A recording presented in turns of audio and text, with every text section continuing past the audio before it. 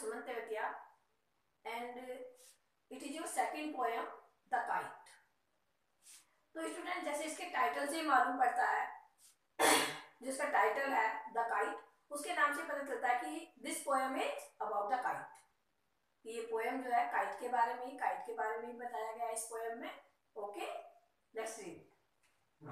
All of us like to fly kites, यानी कि हम सब काइट उड़ाना पसंद करते हैं। Have you ever tried to fly one, क्या आपने कभी उड़ाने की कोशिश की, पतंग को उड़ाने की कोशिश की? ज्यादातर बच्चे उड़ाते हैं, खूब उड़ाते हैं। Read this poem about a kite as it flies in the sky. तो उड़ते हुए पतंग यानी कि स्काई में उड़ती हुई पतंग के बारे में इस पोएम में आप पढ़ेंगे। किसके बारे में? उड़ती हुई पतंग के बारे में, फ्लाइंग काइट के बारे में। Okay,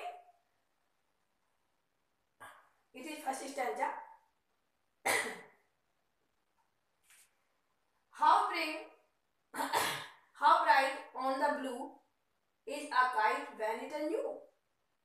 With a dive and dip, it snaps its tail, then soars like a ship with only a sail. अब देखिए क्या कह रहे हैं। How bright on the blue is a kite when it's new.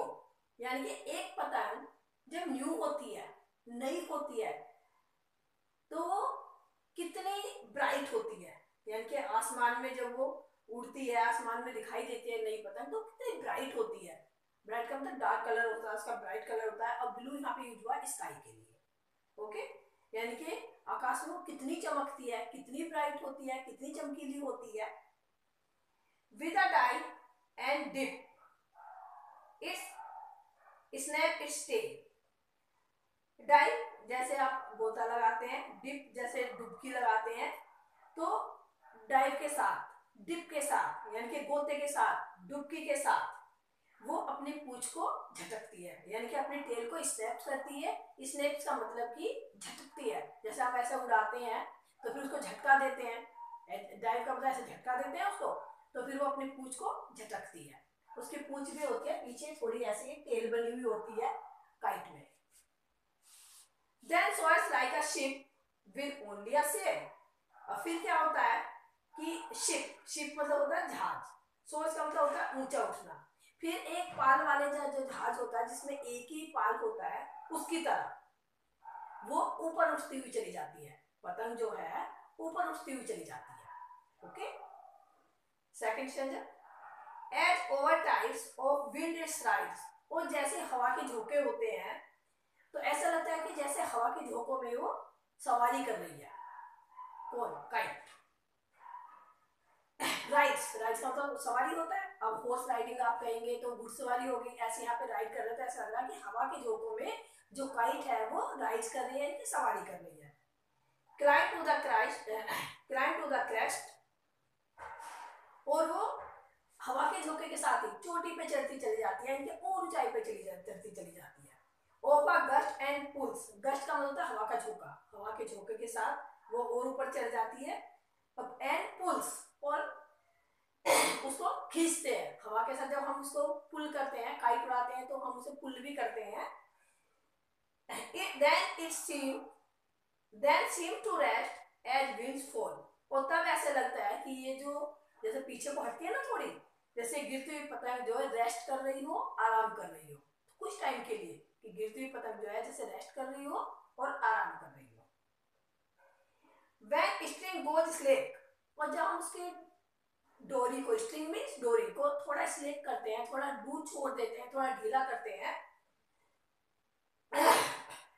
You wind it back, और फिर से उसको हवा देते हैं, थोड़ा ढीला करते हैं, फिर से उसको हवा देते हैं। विंड मींस हवा।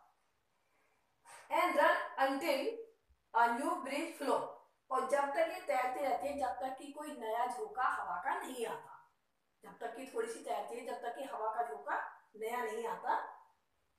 and its wings fill and up it goes.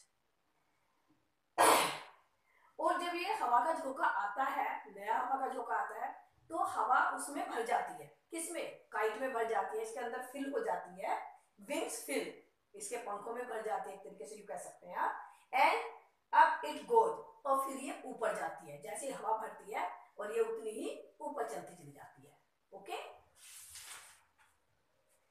How bright on the blue is a kite when it's new. आसमान में उड़ती हुई पतंग कितनी ब्राइट होती है जब ये पतंग न्यू होती है, जब ये पतंग नई होती है तो आकाश में कितनी चमकती है ये kite. But a regular thing you never will see when it flaps on a string in the top of a tree। और एक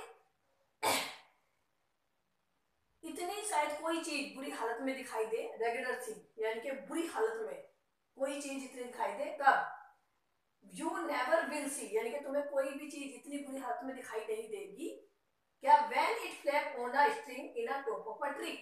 टॉप ऑफ अ ट्री, जब ये ट्री में फंस जाती है, आपने देखा उड़ती हुई पतंग ट्री में फंस जाती है, तो जब वो ट्री में फंस जाती है तो वो फट जाती है, टूट जाती है, फट जाती है, तो इतनी बुरी हालत आपको किसी चीज की नहीं दिखाई देगी जितनी की इस पतंग की हो जाती है, इस काइट की हो जाती है। कब? जब ये ट्री में फंस जाती है।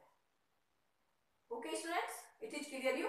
It is written by Harry Behn, जो इसके पोएट है वो हैरी बेन है, और I think it is clear to you. Okay, thank you very much.